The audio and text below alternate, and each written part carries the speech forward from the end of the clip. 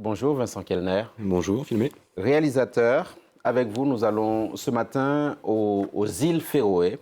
C'est un archipel autonome faisant partie du royaume du Danemark. Vous êtes allé tourner un film consacré à une chasse à la baleine et au dauphin, très peu ragoûtante pour certains, une tradition à préserver pour d'autres. Et cela a donné A Taste of Whale, un goût de cétacé, un goût de baleine, hein, si on veut traduire le titre du film en français. La tradition en question s'appelle le grind. Vincent Kellner, le grind, déjà, qu'est-ce que c'est? Alors, le green, c'est une chasse traditionnelle qui consiste à rabattre des dauphins ou des baleines pilotes lorsqu'ils ils viennent autour des îles Féroé dans des fjords et les tuer avec des armes blanches sur la plage.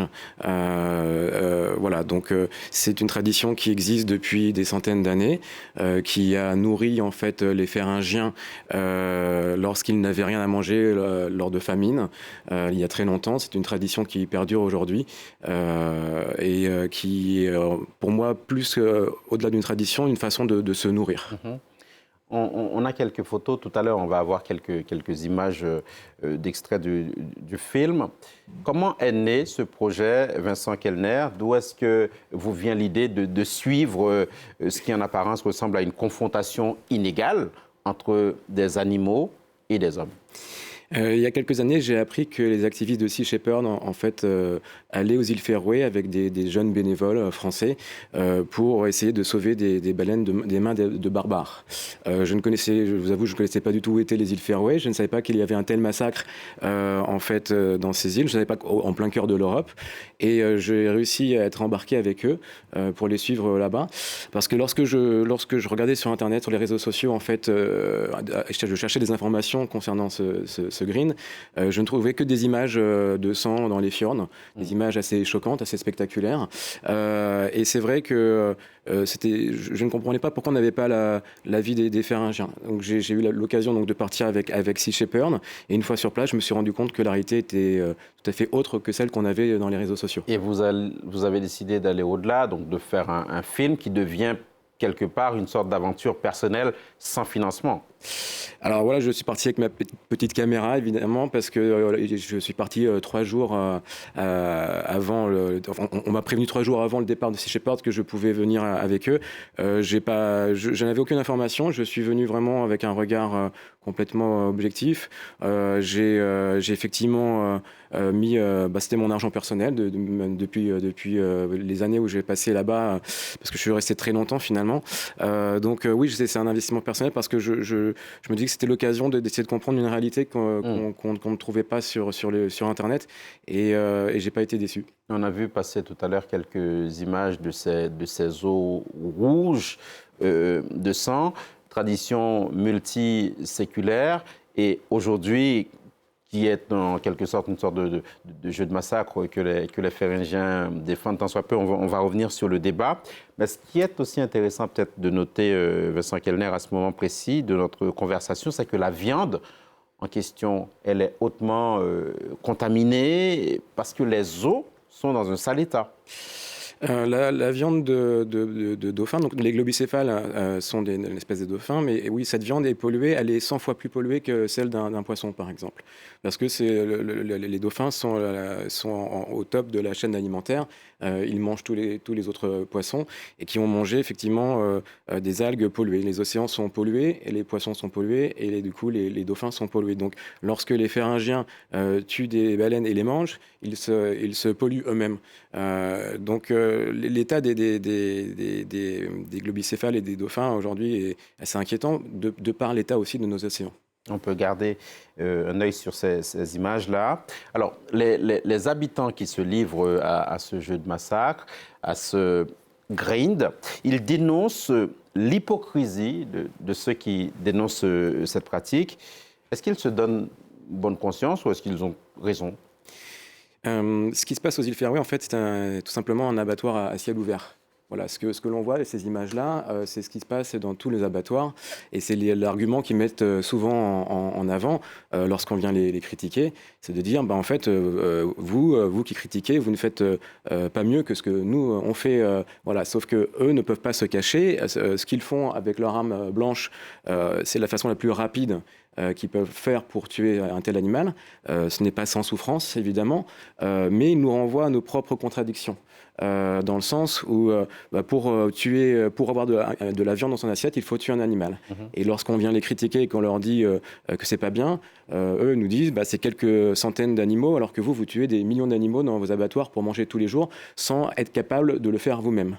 Donc ils nous renvoient à notre propre rapport en fait à la nature et à la vie animale. Ils considèrent en somme qu'ils ne font pas pire que ce qui se fait dans les abattoirs. Peut-être une différence près, c'est que dans ce green, il y a des enfants qui contribuent à cette mise à mort collective des dauphins et des baleines. Comment est-ce qu'ils expliquent la place des enfants là-dedans? Alors, en fait, les pharyngéens sont très proches de la nature.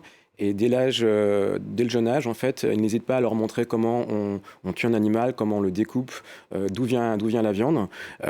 Donc, pour les enfants, c'est tout à fait naturel. Aujourd'hui, la plupart d'entre nous vivons dans des villes, mais les personnes qui vivent à la campagne savent comment on tue un animal, un lapin. Beaucoup de gens ont vu un lapin se faire tuer par leur grand-mère, etc.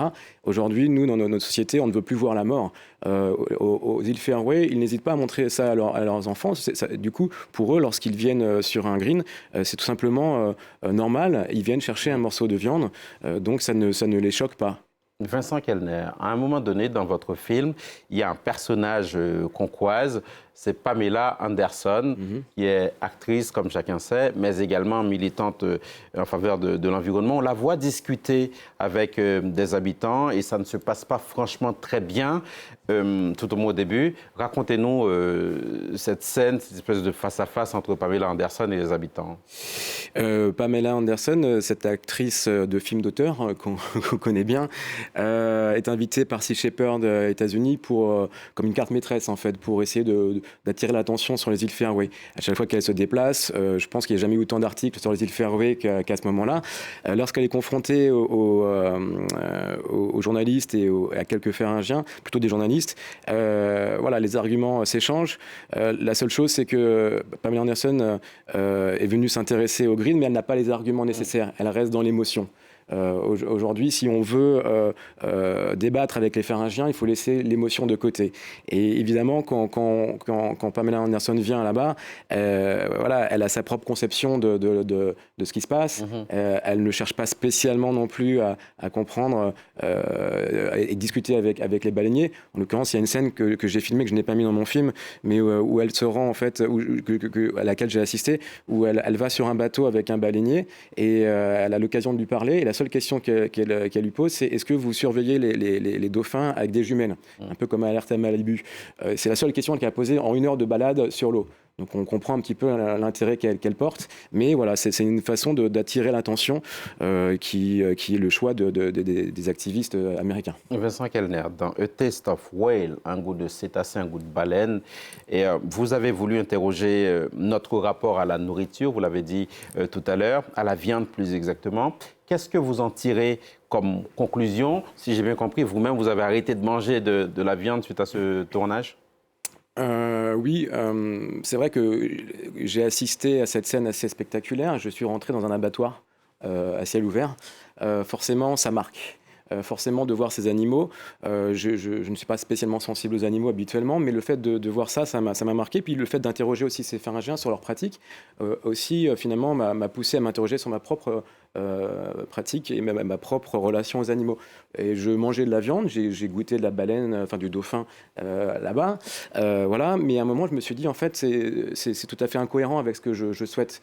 Dans le process de faire ce film, je suis devenu papa, j'ai un enfant et je me suis interrogé aussi sur la planète que j'allais lui laisser, et le fait de manger de la viande aujourd'hui est un vrai problème écologique, et je me suis dit que le fait d'arrêter avec tout ce que j'ai ressenti lors de ce green, pour moi c'était une sorte voilà, c'était naturel de devoir arrêter, ne serait-ce pour lui, mais aussi pour moi-même, en fait, pour me dire, voilà, il faut que je sois cohérent avec ce que je ressens, avec ce que je vois. Donc voilà, c'est pour ça que j'ai arrêté. Votre film a parcouru un certain nombre de festivals.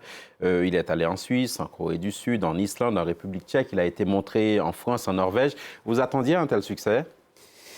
Écoutez, non, parce que quand je suis parti, vous l'avez dit, je suis parti avec ma petite caméra à mes propres moyens. Donc voilà, c'était pas gagné au début. J'ai mis beaucoup d'énergie, ça a pris des années. Aujourd'hui, je me rends compte en Europe et dans le monde, cette question de notre rapport aux animaux et à la nourriture est vraiment essentielle. Donc voilà, pour l'instant, il fait les festivals. J'espère qu'il va pouvoir trouver aussi sa place sur toutes les chaînes, évidemment, de télévision, parce qu'il faut qu'il soit vu. Il commence à être acheté tout doucement en Europe, mais c'est vrai que au-delà aussi de la diffusion, je pense que c'est un film qui peut servir aussi à la réflexion dans les lycées. Et je sais que j'ai été contacté par un lycée maritime en France, déjà pour venir le présenter prochainement. Il sera également montré au festival Paris Science. Paris Science, Oui. le Muséum d'histoire naturelle, je crois. Tout à fait, voilà. Est-ce qu'il a été montré aux îles Féroé même? Tout à fait. Alors, ce qui est intéressant, c'est que j'ai été invité aux îles Féroé pour le montrer, et que ce film a à la fois plu donc aux baleiniers, et à la fois aux activistes de Sea Shepherd. Donc j'ai été invité il y a 2 ans pour le montrer, et c'était très intéressant parce qu'on se rend compte que les Féringiens ont besoin en fait de cette réflexion. Ils n'avaient pas de films ou de choses qui étaient, sur lesquelles s'appuyer et débattre, et ils ont trouvé le film tout à fait juste, honnête, ce qui était important parce que jusqu'à présent ils n'avaient que des images d'activistes qui ont une puissance de feu sur les réseaux sociaux, et donc à partir de là, ils m'ont proposé aussi de revenir d'ailleurs chez eux pour montrer le film dans les écoles et dans les collèges. D'où la dernière question, Vincent Kellner. Qu'est-ce qui a changé depuis le tournage? Aux îles Féroé. Alors, la pression d'activistes a été utile. Les Féringiens sont toujours prêts à aller dans l'eau pour tuer des dauphins. La seule chose, c'est qu'ils s'interrogent aussi. Alors, c'est assez hypocrite, mais il y a 2 types de dauphins. Il y a les flippers, ceux qu'on connaît dans les films, qu'on connaît. Puis il y a les globicéphales. Donc, la plupart de la population féringienne est prête, en fait, à arrêter de tuer ces dauphins qui ressemblent à des flippers et pas les globicéphales, les baleines pilotes. Donc voilà, il y a une évolution, ils sont prêts à la discussion. Donc je pense qu'il faut qu'ils décident d'arrêter par eux-mêmes en fait cette chasse et leur tradition. Puissiez-vous être entendu, merci beaucoup. Vincent Kellner, réalisateur de A Taste of Whale, un goût de cétacé, c'était